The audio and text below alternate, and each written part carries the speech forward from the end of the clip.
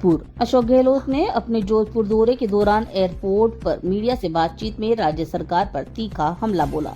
उन्होंने आरोप लगाया कि हालिया बजट में जोधपुर और पूरे मारवाड़ क्षेत्र की उपेक्षा की गई है। गहलोत ने कहा कि जैसलमेर, बाड़मेर, फलोदी, जालोर, सिरोही और पाली जैसे अकाल व सूखा प्रभावित जिलों में कोई ठोस प्रावधान नहीं किया गया है। गहलोत ने कहा कि उनकी सरकार ने राजीव गांधी लिफ्ट योजना के थर्ड पेज के लिए करीब 1400 करोड़ रुपए खर्च कर कार्य शुरू कराया था, लेकिन वर्तमान सरकार ने उसे धीमा कर दिया है। जोधपुर जिले में पेयजल परियोजनाओं की अनदेखी भी की जा रही है। 80 करोड़ रुपए की लागत से बना स्पोर्ट्स इंस्टीट्यूट और सुमेर पब्लिक लाइब्रेरी भवन तैयार होने के बावजूद बंद पड़े हैं। उनका आरोप है कि डिगाड़ी, प्रतापनगर, चैनपुरा और मगरा पूंजला में अस्पताल भवन बनने के बाद भी डॉक्टर और आवश्यक उपकरण उपलब्ध नहीं कराए गए, जिससे आमजन को सुविधाएं नहीं मिल पा रही है।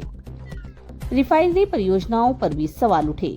गहलोत ने रिफाइनरी परियोजनाओं को लेकर भी सरकार को घेरा। उन्होंने कहा कि उद्घाटन की तारीखें बार बार बदली जा रही है। अगस्त में उद्घाटन की घोषणा के बावजूद कार्यक्रम नहीं हुआ। आखिर देरी का कारण क्या है, यह सरकार को स्पष्ट करना चाहिए।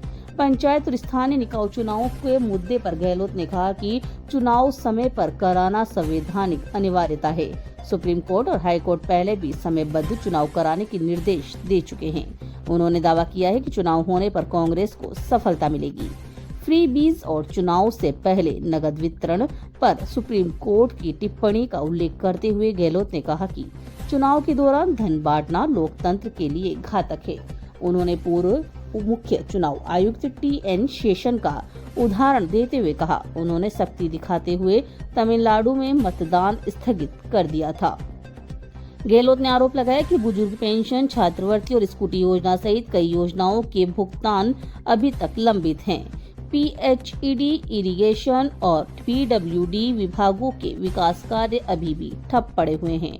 ठेकेदारों ने काम बंद कर दिया गया है, जबकि सरकार राजस्व बढ़ाने का दावा कर रही है।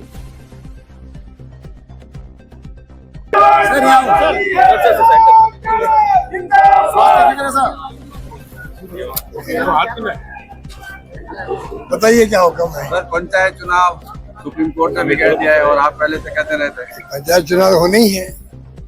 इतना निकाय होंगे, पंचायत चुनाव होने ही है और कांग्रेस कामयाब होगी। इन्होंने बहुत ही इस प्रकार के सशक्त कर दिए इन्होंने। उनके बड़ा रिएक्शन का टाइम पे चुनाव होना आवश्यक था। सुप्रीम कोर्ट, हाई कोर्ट और कई बार कह चुका है कि टाइम पे चुनाव हो। संविधान में संशोधन के बाद में टाइम पे चुनाव होना आवश्यक होता है। ये बिना मतलब उसको लंबा खींच रहे थे। अब कोर्ट के आदेश से मैं उम्मीद करता हूँ कि वो करना पड़ेगा। उदयपुर फाइल्स की जो चल रही है, मेन बात देखिए ये है कि बजट जो आया था तो उपेक्षा हुई है जोधपुर की भी और पूरे संभाग मारवाड़ की भी। मारवाड़ के स्थिति अलग है। जैसलमेर, बाड़मेर, फलोदी, जालोर, सिरोही जो भी स्थिति है, पाली, वहाँ स्थिति अकाल सूखे पड़ते रहे थे। कई योजना ऐसी थी जिनको लेना चाहिए हाथ में। तो ठीक है, हम लोगों ने थर्ड फेज जो है राजीव गांधी लिफ्ट का, वो स्टेट गवर्नमेंट के खर्चे पे लगभग 1400 करोड़ रुपए हमने लगा दिया। वो काम चला, वो धीमा हो गया। अगर मैं इनके भरोसा रहता केंद्र सरकार के कि फॉरेन फंडिंग आएगी तब शुरू करेंगे, तो अभी तक वो काम शुरू नहीं हो पाता अभी तक भी। और पूरा जोधपुर जिले के गांव है, आसपास के इलाके हैं, सब जगह पानी पहुंचना है पीने के लिए। तो ये उपेक्षा कर रहे हैं। तो काम पूरे होंगे। जो हमारा जो स्पोर्ट्स इंस्टीट्यूट बना हुआ 80 करोड़ का बंद पड़ा है, खिलाड़ियों को उसका लाभ मिल नहीं रहा है। सुबह पब्लिक लाइब्रेरी है, बंद पड़ी है। शानदार बिल्डिंग बन गई, अच्छी बिल्डिंग बन गई डिगाड़ी के अंदर, प्रतापनगर में, चैनपुरा, मगरा, पूंजला में शानदार बिल्डिंग बड़ी है। अस्पतालों की ना डॉक्टर लगाए ना उपकरण आए वहाँ पर। इतना उपेक्षा का भाव रखना नहीं चाहिए इस सरकार को। फिनटेक यूनिवर्सिटी भी आप इतनी बड़ी फिनटेक यूनिवर्सिटी बिल्डिंग धीरे धीरे काम चला रहे, इतना बड़ा इंस्टीट्यूट वो भी है। तो ये पता नहीं क्यों उपेक्षा करें जोधपुर की, ये समझ के परे है। रिफाइनरी भी अभी तक शुरू नहीं हो पाई। रिफाइनरी झांसा दे रहे बार बार, अगस्त में कह रहे थे हम करेंगे उद्घाटन उसका, क्यों नहीं कर रहे हैं? गृह मंत्री जब जोधपुर आ चुके हैं कि स्पोर्ट्स कॉम्प्लेक्स भी है, सुबह लाइब्रेरी है, तो काम यहाँ अधूरे पड़े हैं, उनसे करवा रहे उद्घाटन। रिफाइनरी का उद्घाटन क्यों नहीं करवाते पीएम से? बार बार कह रहे हैं तारीख बदल रहे, क्या राज है? तो ये सरकार बजट से पूरा निराश किया राजस्थान वासियों।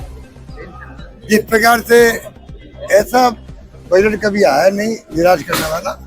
पूरे प्रदेश में बहुत भयंकर आक्रोश है, सब क्षेत्रों में आक्रोश है। बुजुर्ग पेंशन को लेकर सभी पेमेंट बाकी है भाई, बुजुर्ग पेंशन हो, स्कॉलरशिप हो बच्चों की, मोटर ये का स्कूटी हो छात्रों की, तमाम विभागों के बैक बकाया है, तो काम कर नहीं रहे, चाहे वो पीएचडी हो, इरिगेशन हो, पीडब्ल्यूडी हो, सब बकाया पड़े इनके काम, पेमेंट हो ही नहीं रहा कहीं पर। और बताते हैं हमारा रेवेन्यू बहुत बढ़ गया है, रेवेन्यू हर साल बढ़ता ही बढ़ता है, सतत ही बढ़ता है, पर वो रेवेन्यू बढ़ गया फिर जा क्या रहा है? आप क्यों पेमेंट क्यों नहीं कर रहे हो? सब काम ठेके के काम बंद पड़े हैं, ठेकेदार ने हाथ खड़े कर दिए हैं, इन समझ में आने रहे लोगों के। देश के कई राज्यों में सांप्रदायिक हिंसाएं हो रही है लगातार। तो सरकार का एजेंडा यही है, केंद्र सरकार का एजेंडा, यूपी सरकार का एजेंडा अगर यही हो तो फिर तो हिंसा होगी होगी। सर, सुप्रीम कोर्ट का कहना है कि आप निःशुल्क जो है सीधे खाते में पैसे डालोगे तो लोग काम नहीं करेंगे क्या? सुप्रीम कोर्ट की मंशा दूसरी थी। उन्होंने कल कहा या परसों कहा कि चुनाव के वक्त में आप पैसा बांटते हो, जैसे बिहार में किया। परसों पोलिंग है, आज पैसा बट रहा 10,000 रुपए। परसों पोलिंग है, हर फेज के अंदर पैसा बढ़ता गया और कोई इलेक्शन कमीशन रोक नहीं लगाई। आप कल्पना कीजिए, वहाँ तमिलनाडु के अंदर एक बार वहाँ पर कुछ कपड़े वगैरह दे दिए थे वोटर्स को, टीएन सेशन थे शायद इलेक्शन कमीशन, उन्होंने 3 दिन पहले चुनाव पोस्टपोन कर दिए। यहाँ बिहार में पैसा बढ़ता गया और ये चुपचाप बैठे रहे, तो कैसे चुनाव में लोकतंत्र कायम रहेगा बताइए? ये लोकतंत्र की हत्या कर रहे लोग।